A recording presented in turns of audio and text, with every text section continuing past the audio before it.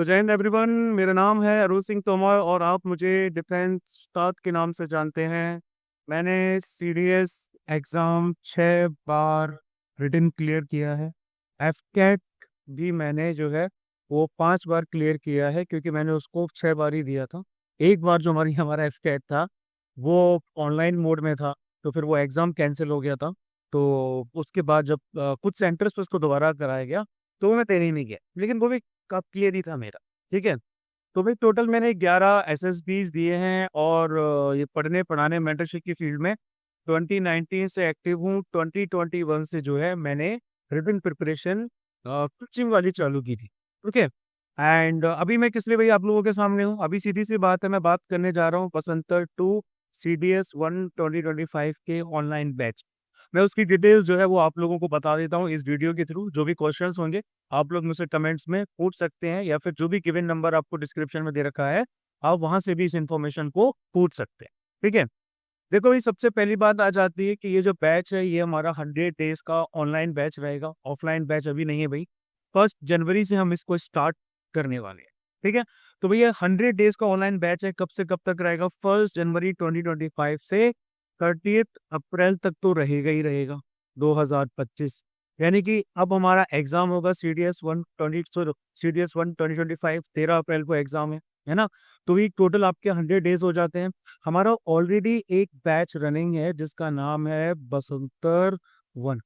बसंतर 1 अक्टूबर से लेके दिसंबर तक चलेगा, एंड देन अप्रैल में आपके बसंतर 1 एंड 2 दोनों हो जाएंगे merge for the purpose of revision. ठीक है। तो भाई ये कुछ ऐसा स्ट्रक्चर चलेगा इसका। प्लस मीडियम ऑफ डिलीवरी रहेगी इंग्लिश, यानी कि कोर्स कंटेंट तो आपका इंग्लिश में है, बट एक्सप्लेनेशन मोस्टली रहेगा हिंदी में। तो ऐसे कैंडिडेट जिनको हिंदी की बिल्कुल भी नॉलेज नहीं है, बेसिक अंडरस्टैंडिंग नहीं है, वो इस कोर्स को ज्वाइन ना करें। क्योंकि प्रीवियसली भी बहुत सारे ऐसे कैंडिडेट्स की क्वेरीज मेरे पास आती थी जो साउथ इंडिया से बिलोंग करते थे, या फिर कई बार नॉर्थ ईस्ट से भी बिलोंग करते थे, जिनको हिंदी की नॉलेज नहीं थी। And then they were saying कि सर आप जो है उसको इंग्लिश में लेके आइए। तो मैंने कहा भाई यार वो मेरा नेचुरल फ्लो नहीं है, कंप्लीटली इंग्लिश में मैं जस्टिस नहीं कर पाऊंगा पढ़ाने के साथ, है ना। तो अगर आपको हिंदी का बेसिक अंडरस्टैंडिंग आती है तो फिर आप ज्वाइन कर लो, और एल्स आप किसी और मेंटरशिप को देख लो। अब इसके बाद लाइव क्लासेस और रिकॉर्डेड लेक्चर्स का मैं कंफ्यूजन दूर कर देता हूँ। सारी क्लासेस हमारी लाइव होती है ना, हर क्लास, ईच क्लास हमारी जो है वो आपकी लाइव कंडक्ट की जाती है, प्लस उसको रिकॉर्ड भी किया जाता है। रिकॉर्ड करने के बाद में उसको शेयर किया जाता है स्टूडेंट्स के साथ। चाहे आपने क्लास अटेंड की हो, चाहे आपने क्लास नहीं अटेंड की हो, क्लास को आपके साथ क्लास के बाद ही शेयर किया जाता है। और इस क्लास की जो वैलिडिटी है वो रहती है पूरे 1 साल तक। 1 साल तक आप उन लेक्चर्स का फायदा उठा सकते हैं। आप इन लेक्चर्स को कहीं भी देखिए, एनी टाइम एनीवेयर, किसी भी जगह बैठ के देख सकते हैं, है ना। और एनी नंबर ऑफ टाइम्स, कितनी बार भी आप इस क्लासेस को देख सकते हैं, ये वही आपके ऊपर है।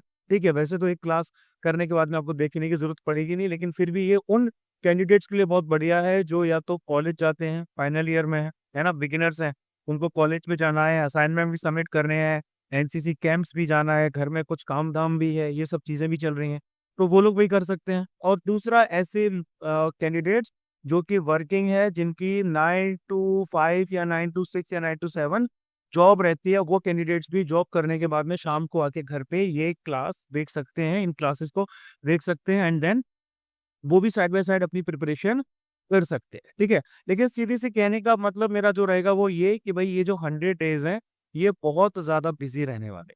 क्यों? क्योंकि देखो अक्टूबर से लेके दिसंबर वाले जो बंदे थे, है ना, जो अभी बसंतर 1 चल रहा है ऑलरेडी, इनके पास 3 महीने का टाइम रहेगा। जनवरी से लेके फरवरी और मार्च, सॉरी, हाँ, जनवरी से लेके भाई फरवरी और मार्च का ये जो टाइम है ये इनके पास रहेगा कि भाई जो भी सिलेबस उन्होंने अक्टूबर दिसंबर में पूरा कवर कर लिया है इसको ये लोग रिवाइज करें अपने हिसाब से। इनको मैं चीजें बता दूंगा, तरीके बता दूंगा कि भाई कैसे रिवीजन करना है, क्वेश्चंस जो हैं वो उनको लगाने हैं, ये सब बहुत काम करने हैं। लेकिन जो बंदे जनवरी से ज्वाइन करेंगे उनके पास ये टाइम नहीं रहेगा। उनके पास, मैं सच बताऊं तो उनके पास ये टाइम नहीं रहेगा कि वो एक भी क्लास को मिस करें, है ना। एक भी क्लास को मिस किया यानी कि हमारी एक क्लास का जो ड्यूरेशन रहता है वो 1 से 1.5 घंटा या 2 घंटे तक रहता है। मतलब कि अगर आप क्लासेस को मिस करते हैं तो आपको उतना टाइम देना पड़ेगा कवर करने के लिए। ये मैं क्यों बोल रहा हूँ? ये मैं इसीलिए बोल रहा हूँ क्योंकि भाई देखो हमारा कंटेंट एग्जाम में आता है। क्यों आता है मतलब कैसे आता है? देखो भाई, ज्योग्राफी की 19 क्वेश्चंस पूछे गए थे इस बार। 19 क्वेश्चंस में से हमारे 18 क्वेश्चंस आए थे। और एक जो क्वेश्चन था ना वो क्लोरोफ्लोरोकार्बन से रिलेटेड था, जिसका आंसर बच्चा बच्चा जानता है, इसीलिए मैंने उसको शामिल नहीं किया।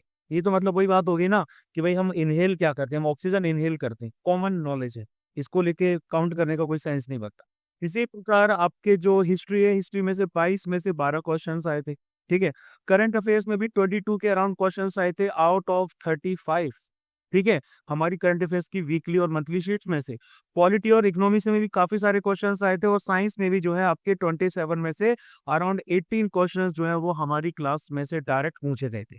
यानी कि हमारे जो पीडीएफ नोट्स हैं जो हर टॉपिक के लिए, हर सब्जेक्ट के लिए आपको अवेलेबल रहेंगे, उसमें से बहुत सारा कंटेंट आता है, डायरेक्ट कंटेंट आता है। इसके पूरे जो मैंने एविडेंसेस वगैरह जो है वो रील्स के फॉर्म में और पोस्ट के फॉर्म में इंस्टाग्राम और यूट्यूब पे ऑलरेडी डाल चुके हैं, आप जाके क्रॉस चेक कर सकते हैं। ठीक है। क्वेश्चन सॉल्विंग की बात करें तो यूपीएससी लेवल के क्वेश्चंस का बहुत बड़ा क्वेश्चन बैंक है हमारे पास। यहाँ से हम इंटेंस क्वेश्चन सॉल्विंग करते हैं, साथ में बैठ के क्लासेस में हमारी क्वेश्चन सॉल्विंग होती है। क्वेश्चन बेस्ड असाइनमेंट्स दिए जाते हैं, शीट्स आपको दी जाती हैं प्रैक्टिस करने के लिए।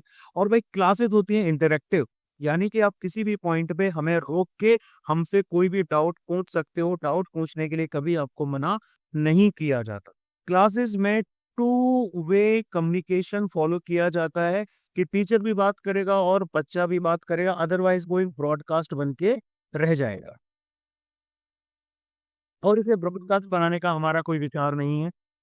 ठीक है। इसीलिए हमारा जो बैच साइज रहता है, बैच साइज भी हमारा काफी ज्यादा लिमिटेड रखते हैं, अराउंड 100 के आसपास हम रखते हैं। अब इस 100 के बैच साइज में क्या रहता है, नॉर्मली आपके पिछली बार आपके टोटल सिलेक्शंस जो गए थे वो हमारा टोटल बैच साइज था 75 या 77 या 78 लोगों का था। इसमें से आपके 22 के आसपास जो है बंदों ने सीडीएस निकाला था। ठीक है।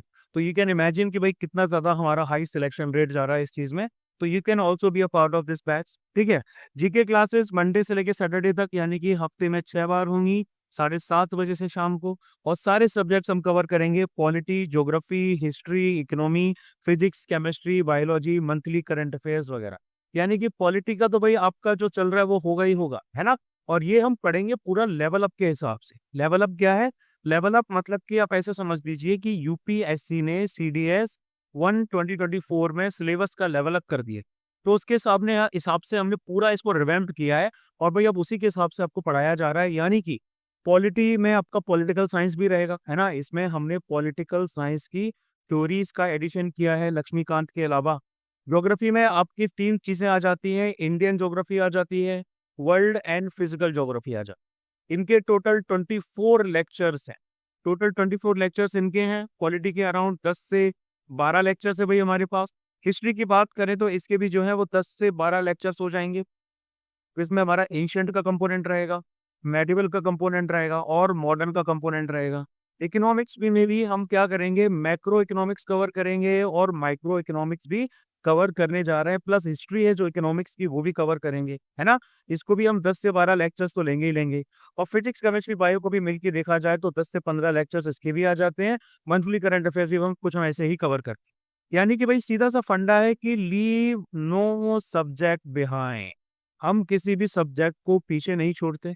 हम किसी भी सब्जेक्ट को स्किप करने की एडवाइस बिल्कुल नहीं देते कि भाई ये छोड़ दो वो छोड़ दो, नहीं। सब करना है, सब करना है भाई, छोड़ना नहीं है कुछ भी। ठीक है। आगे इंग्लिश क्लासेस की बात करें, मंडे से लेकर वेडनेसडे तक होंगी, हफ्ते में 3 बार, दोपहर को 3 बजे से। Extensive hands on live practice वही होती है, डायरेक्ट लाइव प्रैक्टिस की जाती है। ठीक है।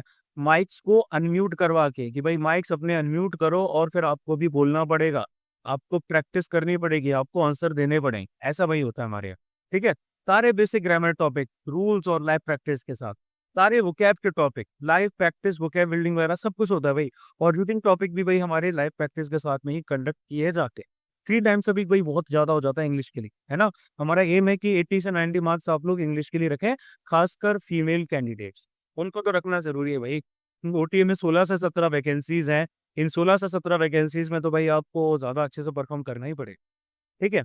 अब उसके बाद में भाई इंग्लिश और जीके कॉन्टेक्स्ट का टीच करेगा तो भाई अरुण सिंह तोमर, यानी कि मैं, founder of defence star, MD from bits Pilani, CDS और एफके 6 और 5 बार निकाला है मैंने। CDS NDA CAPF के लिए 2019 से मैं मेंटरशिप दे रहा हूँ, पढ़ा रहा हूँ। उसके बाद मैथमेटिक्स की बात करें तो मैथमेटिक्स की क्लासेस मंडे से सैटरडे हफ्ते में 6 बार शाम को 5 बजे से बेसिक से एडवांस आपको हर टॉपिक के लिए पढ़ाया जाएगा। Extensive hands on live practice यानी कि QS सेशंस भी होते हैं, क्वेश्चन सॉल्विंग सेशंस होते हैं। इनमें प्रीवियस ईयर क्वेश्चंस भी शामिल रहते हैं।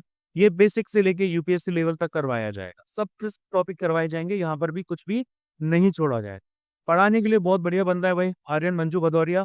CDS AFA के लिए भाई AFA हमेशा 160+ स्कोर रहा है बंदे का, है ना, उसने 5 बार निकाला है। और FCAT भी जो है भाई AFCAT सॉरी FCAT भी उसने 5 बार निकाला है, या फिर शायद 6 बार हो गया, मैंने अपडेट नहीं किया इस चीज को। ठीक है, इसके साथ बंदे ने और भी एग्जाम निकाले हैं, SSC वाले एग्जाम निकाले हैं, IB ACIO के जो एग्जाम है उनके इंटरव्यूज भाई बंदा देके आया है, और भी पता नहीं कौन कौन से एग्जाम निकाल के आया है। तो ठीक है, तो जब तक वो है अवेलेबल है तब तक पढ़ लो, नहीं तो बंदा जॉब वॉब ज्वाइन कर लेगा कोई बढ़िया वाली, तो फिर आप सबको पढ़ने का मौका नहीं मिल पाए। बिलीव मी, CDS AFA को 5 बार निकालना बहुत बहुत मुश्किल और चैलेंजिंग चीज है। अब आपके पास आ जाते हैं 3 ऑप्शंस इनरोल करने के लिए। OTA के लिए यानी कि इंग्लिश और जनरल नॉलेज रहेगा, इसमें 3500 इसकी फीस है। OTA के लिए मतलब ऑल सब्जेक्ट्स आ जाते हैं, IMA AFA INA इन सब के लिए 5000 फीस है। और इसको आप जो है 2 EMIs यानी कि 2 पार्ट्स में पे कर सकते हैं, पहला ज्वाइनिंग पे और जो सेकंड है वो आप कर सकते हैं नेक्स्ट मंथ। ठीक है, ये सिर्फ 5000 वाले के लिए है। और ओनली मैथमेटिक्स है वो आपका आएगा 1500 में।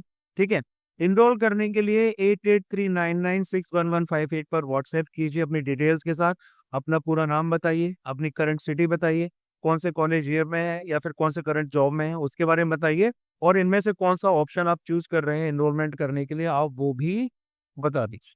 ठीक है, और फिर मैं आपको लिंक वगैरह शेयर करूंगा जहां पर फी पेमेंट करने के बाद में आपको बैच में ऐड कर लिया जाएगा। फिर फर्दर प्रोसेस आपको बैच स्टार्ट होने पर ही बताया जाएगा। ठीक है, तो बस सीधी सी बात आ जाती है कंटेंट की। अगर मैं बात करूं कि एग्जाम का कंटेंट जो है वो टीचर का कितना आता है ना, तो भाई देखो एग्जाम का कंटेंट हमारा बहुत आता है। लाइक लिटरली हमारा एग्जाम का जो कंटेंट है वो आप इतना समझ लीजिए कि 70% से ज्यादा या फिर 80% के आसपास एग्जाम का कंटेंट हमारी क्लासरूम नोट्स से आता है।